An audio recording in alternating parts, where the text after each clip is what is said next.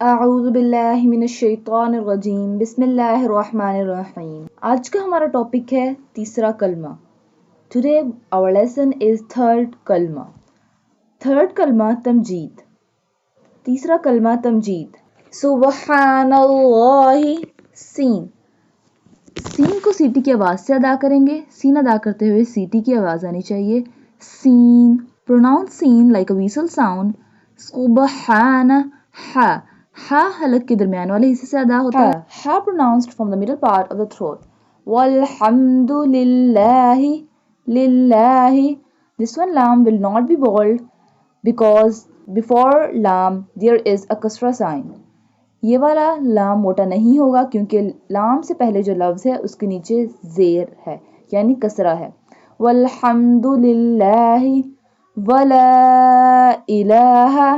لام لام pronounced from the edge of the tongue touching the gums of all the top front teeth۔ لام زبان کا کنارہ اوپر والے دانتوں کے مسوڑھوں سے مس کرنے سے ادا ہوتا ہے۔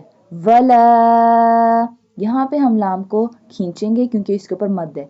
Here we stretch the lam because there is a long mud is on the lam۔ ولا الہ۔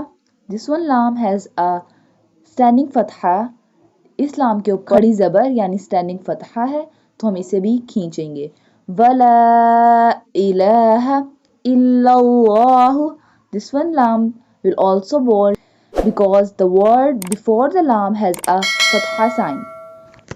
کیونکہ لام سے پہلے یعنی اللہ لفظ سے پہلے جو ورڈ ہے اس کے اوپر فتحہ یعنی زبر کا سائن ہے۔ الا اللہ واللہ اکبر۔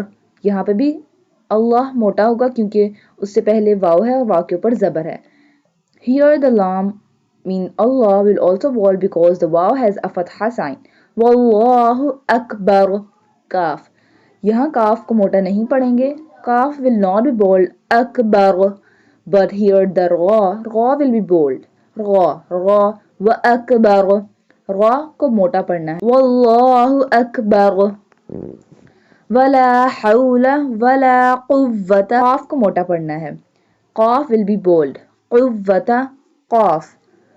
قاف pronounced from the root of the tongue touching the soft part of the palate۔ قاف زبان کی جڑ اور تالو کے نرم حصے سے ادا ہوتا ہے۔ ولا قوة الا باللہ العلی العظیم۔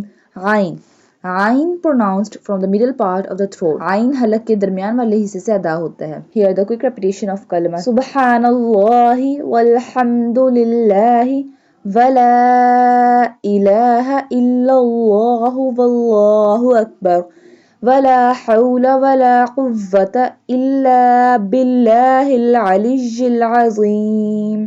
آج کے لیے اتنا بہت ہے۔ Today this lesson is enough۔ اللہ حافظ۔